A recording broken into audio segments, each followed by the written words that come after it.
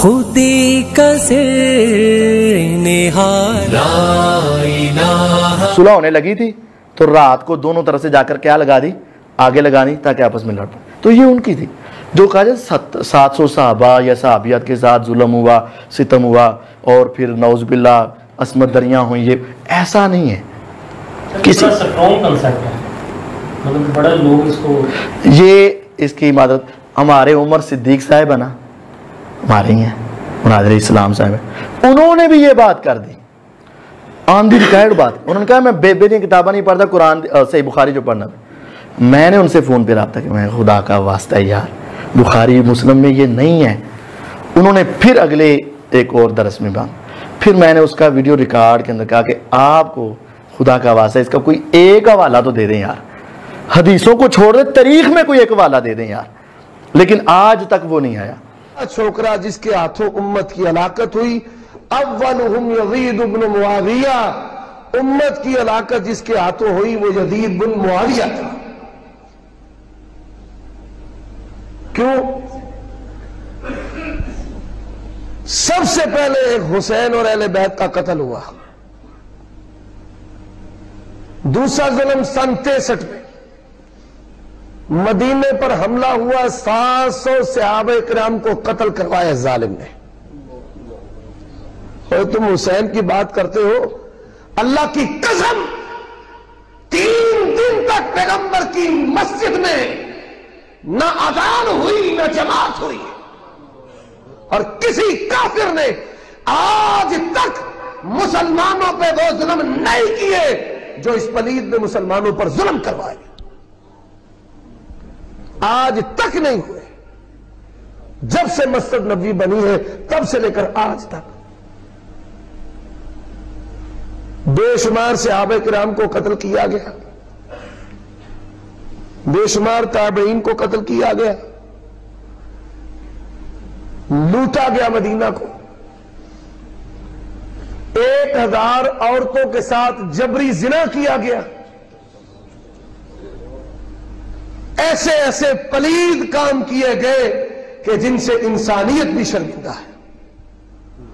اور آپ یہ بات یاد رکھیں، صحیح بخاری مسلم میں حدیث ہے، نبی صلی اللہ علیہ وسلم نے فرمایا جو اہل مدینہ پر ظلم کرے گا اللہ اسے ایسے پگھلائے گا جیسے پانی میں نمک.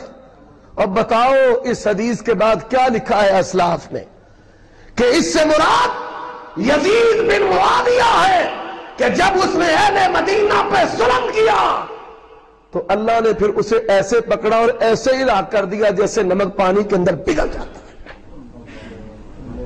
اب ناس بھی کہتے ہیں یہ واقعہ رائے ایک افسانہ، ایک کہانی ہے، گپ ہے، اور ظالموں تمہاری بے دم روایتیں، بلا سند روایتیں وہ حقائق ہیں. اور وہ بات جو صحیح بخاری میں موجود ہے، یہ صحیح بخاری ہے میرے ہاتھ میں، صحیح بخاری میں سیدنا انس رضی اللہ تعالیٰ عنہ کا قول ہے،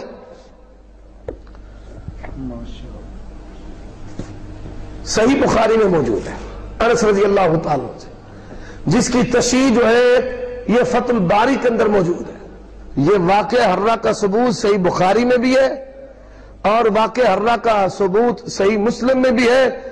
یہ متواتر واقعہ ہے اور بے شمار جس میں صحابہ کرام قتل ہوئے. یہ فتح الباری ہے میرے ہاتھ میں. حافظ ابن حجر رحمت اللہ علیہ فرماتے ہیں قتل فیہا من الانصار من لا یحصى عددہ ونہبت المدینۃ الشریفہ وبدل فیہا السیف 3 ایام وکان ذلک فی ایام یزید بن معاویہ. یہ اہل مدینہ پر جو ظلم ہوا ہے یہ یزید بن معاویہ. اور کتاب السنہ خلال رحمت اللہ علیہ کی، امام احمد رحمت اللہ علیہ مہنہ جو ہے فتح الباری اس کی جلد ہے 3 اور یہ دارالسلام کا نسخہ ہے، صفحہ نمبر 262 ہے. کتاب الجنائز میں، کتاب الجنائز میں یہ بات موجود ہے. اور باب ہے باب ما ینہا من النوح والبکاء والزجر عن ذلک، اس کے اندر ہے. حضرات اتنا ظلم ہوا کہ ام عطیہ، یہ شرح پڑھے، اور صحابیات کہتے ہیں ہم نے نبی صلی اللہ علیہ وسلم سے بیعت کی تھی کہ نوحہ نہیں کریں گے، لیکن اہل مدینہ پر جو جو ظلم ہوئے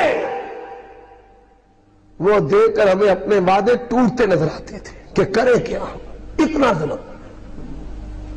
حضرات تیسرا ظلم عظیم صحیح مسلم ہے، یہاں پہ صحیح مسلم ہے، کوئی شخص یہ نہ کہے شاید یہ تاریخی روایتیں ہیں، واقعہ الرا صحیح بخاری میں موجود ہے، فتح الباری میں موجود ہے، اور یہ میرے ہاتھ میں صحیح مسلم، یہ دارالسلام کی مطبوع ہے، کتاب الحج میں